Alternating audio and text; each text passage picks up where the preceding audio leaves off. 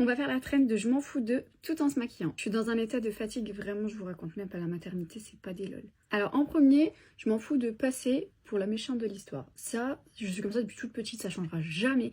J'ai l'impression que ça fait partie de ma personnalité. J'en ai vraiment rien à faire de passer pour la méchante. C'est-à-dire que jamais je n'irai donner ma version de l'histoire à quelqu'un. Sauf si, évidemment, je passe ma mère, ma soeur.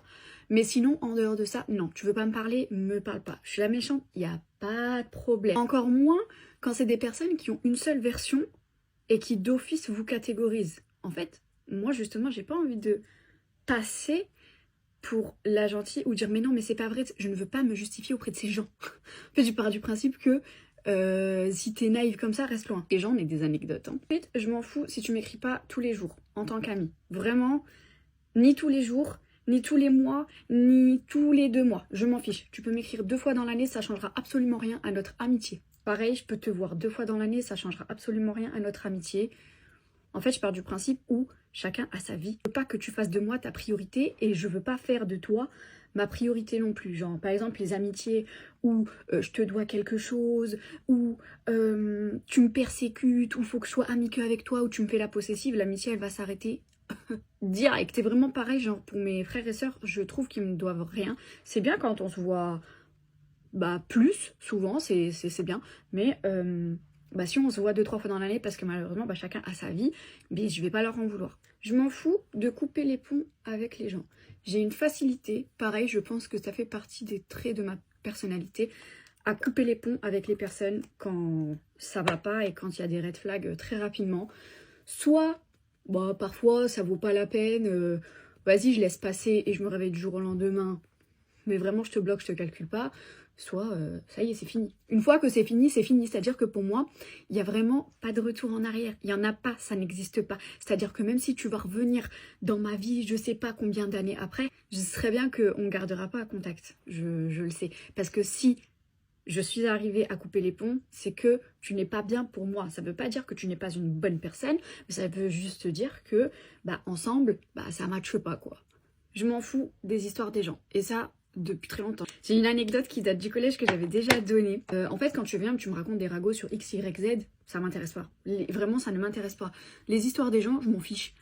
Mis à part ma famille, évidemment, quand il y a des trucs, voilà, ma mère, quand je dis ma famille, c'est restreint. Pour moi, ma famille, c'est ma mère, mes frères et sœurs, mon père. Point barre, ok. Voilà. Pour moi, au-delà, il n'y a pas. Au-delà, je m'en fiche de ce que les gens vivent. Genre, je trouve ça m'intéresse pas. Tu viens me raconter des ragots, la meuf, elle a mangé un bonhomme à minuit, elle a fait ci, elle a fait ça, je m'en fiche, mais royalement. Alors en fait, il n'y a pas de valeur ajoutée à ma vie. En revanche, t'es mon ami, même mes amis proches, je m'en fiche pas de leur vie, c'est pas vrai. Je suis très très très à l'écoute, mais sinon vraiment, je m'en fous des ragots, quoi. Je m'en fiche aussi, là, ça concerne le travail de qui fait comme moi, sur les réseaux, qui s'inspire, qui fait ci, qui fait ça, je m'en fiche royalement. Chacun prend sa part du gâteau. Je m'en fiche aussi du buzz, que ce soit un mauvais ou un bon, genre moi ça m'intéresse absolument pas.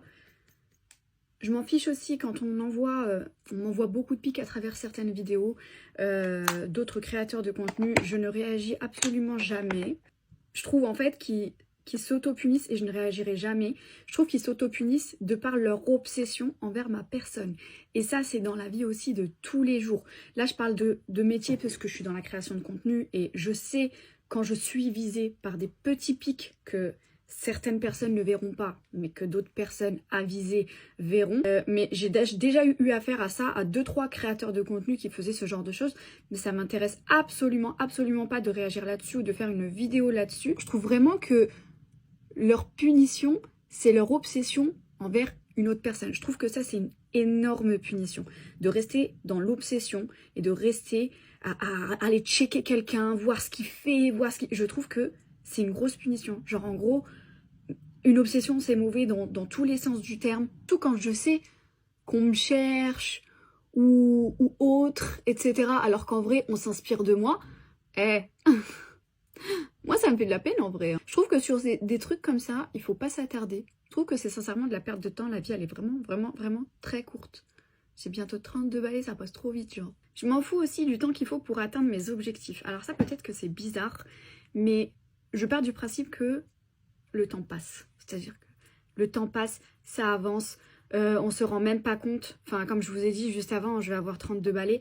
Donc, je m'en fous du temps qu'il faut pour atteindre mes objectifs. À partir du moment où j'entreprends ce qu'il faut pour les atteindre, ensuite, je me dis toujours, je vais y arriver. Je me dis vraiment, je vais y arriver. Et j'ai toujours réussi ce que j'ai entrepris. Pas forcément à la hauteur de mes attentes, mais j'ai toujours réussi. Après, c'est pas forcément à la hauteur de vos attentes, parce qu'aussi, il faut se dire un truc, c'est que c'est peut-être pas pour vous. Au contraire, peut-être que le temps va vous montrer aussi que non, tu dois pas partir en fait sur cette voie-là. Et ensuite, je m'en fous du prix quand je veux quelque chose. En fait, je veux rarement quelque chose. Je suis quelqu'un qui ne m'achète pas souvent des choses, surtout depuis que j'ai les enfants.